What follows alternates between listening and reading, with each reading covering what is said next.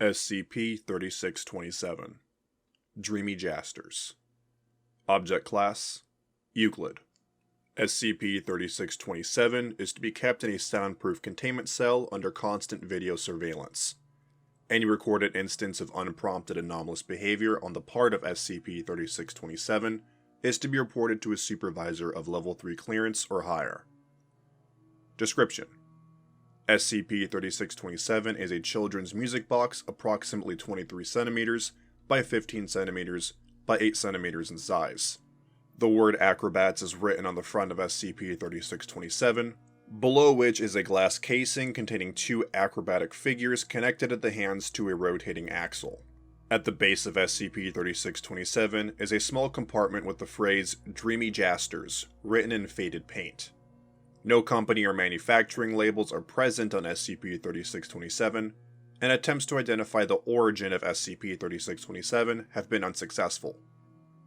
The anomalous properties of SCP-3627 manifest when a human inserts an object into SCP-3627's base compartment. Objects inserted by non-human entities have not triggered any anomalous phenomena.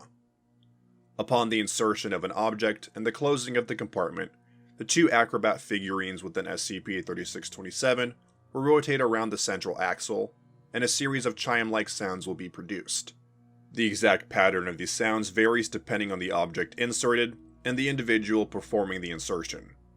A single iteration of the pattern will generally last between 5 and 15 seconds, and will repeat for a period between 4 and 8 hours. Attempts to open the compartment door during this process using conventional means have been met with failure. Individuals who insert objects into SCP-3627 invariably enter the REM stage of sleep within 30 seconds of hearing the pattern. Subjects who are removed from earshot of SCP-3627 within 30 seconds of insertion will not exhibit this effect. Once asleep, subjects will not awaken under any circumstances until the repetition of notes has concluded. Subjects who have experienced the effect of SCP-3627 report vivid and emotionally charged dreams. Although the contents of these dreams vary widely between instances, certain similarities are always present. 1.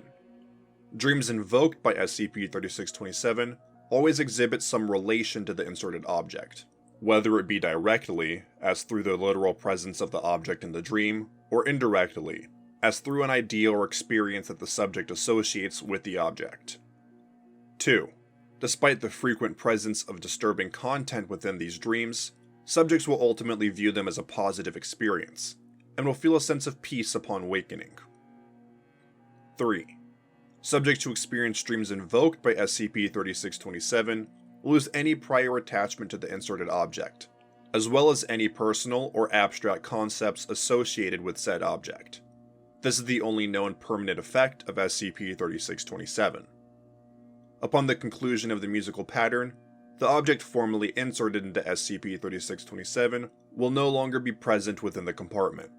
The location of inserted objects following their disappearance is currently unknown. In place of the object will be a 6 cm by 6 cm segment of paper containing a typed note. Notes delivered by SCP-3627 are generally between 6 and 12 lines long, with an alternating rhyme scheme.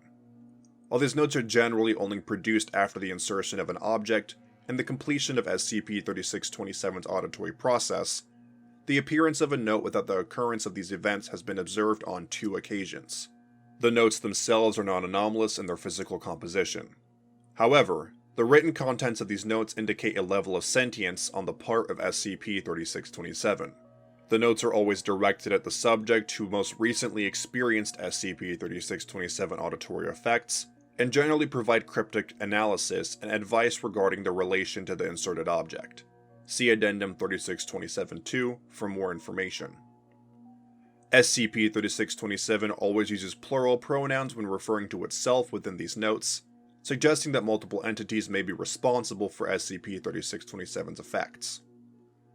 SCP-3627 will occasionally reference its SCP status and its current location within Foundation custody, as well as knowledge of other SCPs and Foundation activities. SCP-3627's level of knowledge regarding the Foundation is currently unknown, as is its means of accessing said knowledge. Addendum 3627-1 Initial Discovery SCP-3627 was discovered by Agent Redacted during a routine thrift shop sweep in Redacted, Montana. Upon inspection, SCP-3627 produced the following note. No objects were inserted prior to the production of this message, and no auditory phenomenon were observed. Hello, Agent Redacted, it seems you found an object that is worth being secured. Contained in yes, protected for its sound, a wondrous tune that you have not yet heard. Just place a gift into our waiting grasp, a memory that haunts your waking mind. And in return we shall relax the clasp that keeps it with your soul so intertwined. Your line of work is filled with those who need the closure and the peace that we bestow. Bring those who are desiring of this deed, will ease the pain and help them to let go. Upon realizing the note contained obvious allusions to the Foundation, Agent Redacted purchased the object and delivered it to the containment personnel at Site Redacted.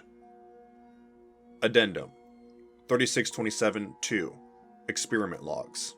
The following experiments detail the effects of SCP-3627 on certain individuals upon the insertion of certain objects.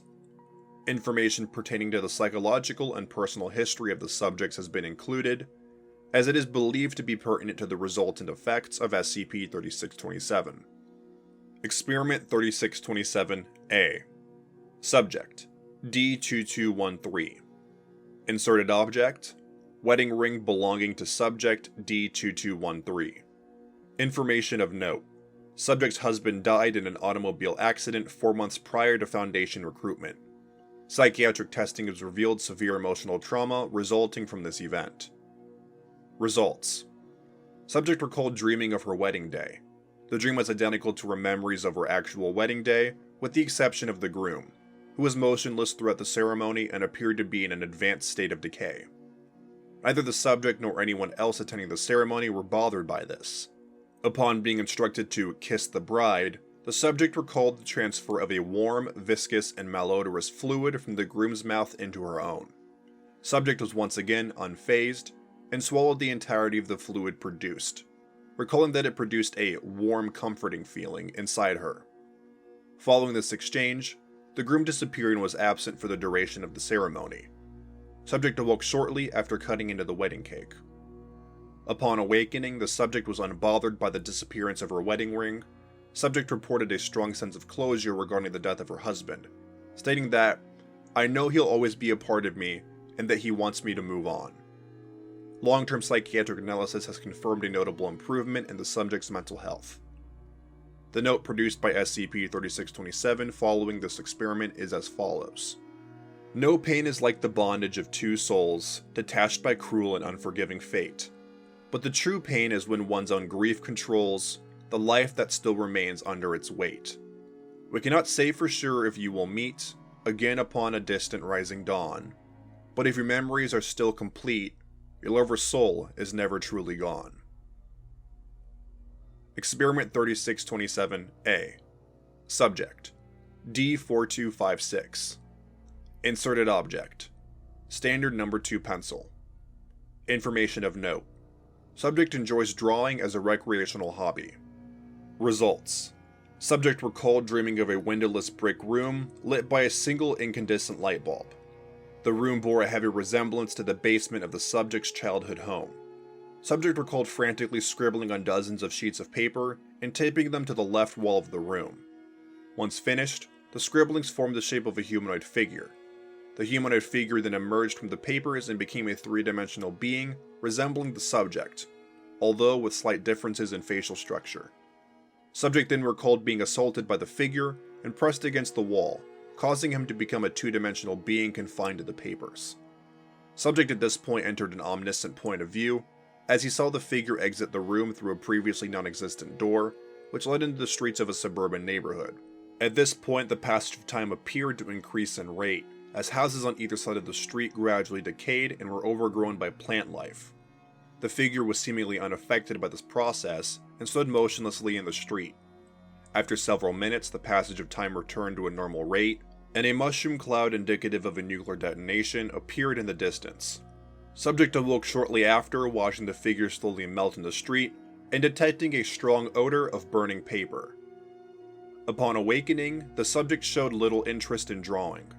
Subject displays no displeasure toward drawing, and was able to draw upon instruction with the same level of skill as before, but stated that he just didn't feel the desire to do it anymore.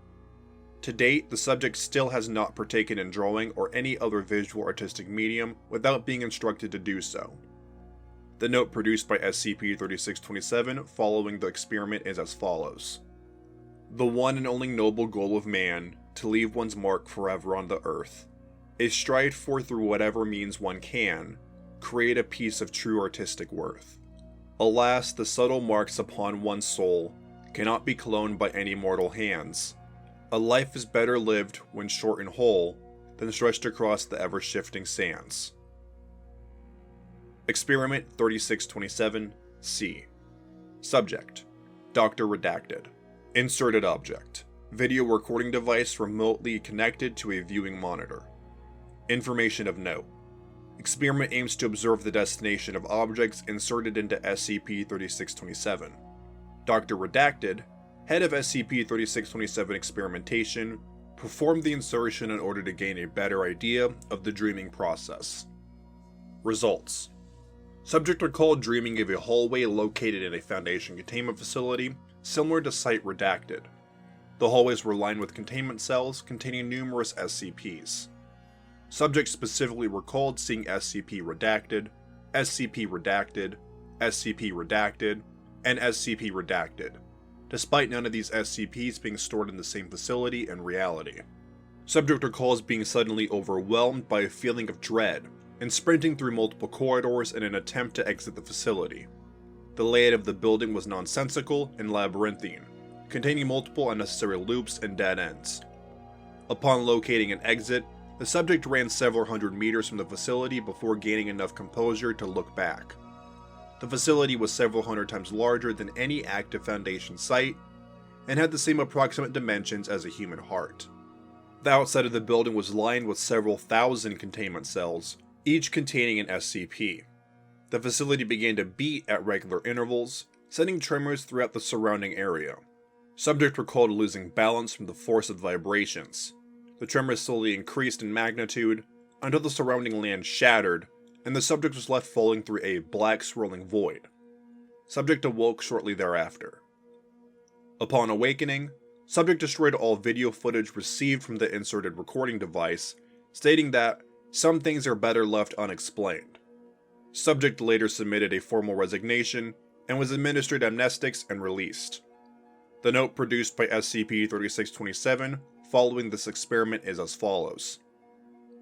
The human sense of curiosity is what puts them above the animals. But there are things that man should best not see that can't be kept within Foundation walls. The tortured minds of ancient horrors shriek, their calls can shred the earth and tear the skies. If the secrets you do persist to seek, then you're seeking your very own demise. Further experimentation on SCP-3627 has been discontinued indefinitely. Addendum 3627-3 Incident Report Redacted 2000 Redacted.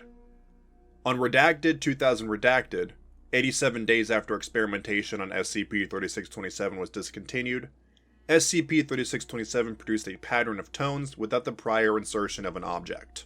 These tones could be heard outside of SCP-3627's holding cell and caused 2 D-Class personnel to fall unconscious.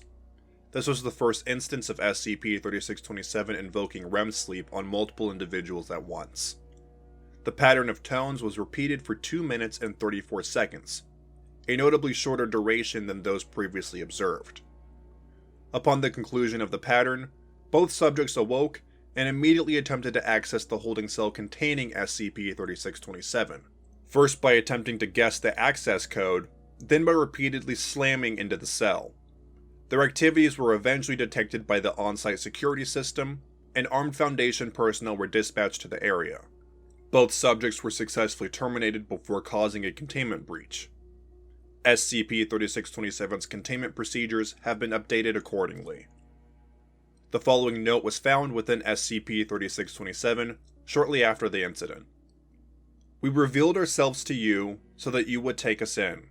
We did this because we knew you had no short supply of sin. We thought we'd help you to let go, to ease the guilt and help you heal, but we were fools, for now we know you have no guilt that you could feel. You really think you're doing good with all that you collect. But then again, of course you would. Secure, contain, protect.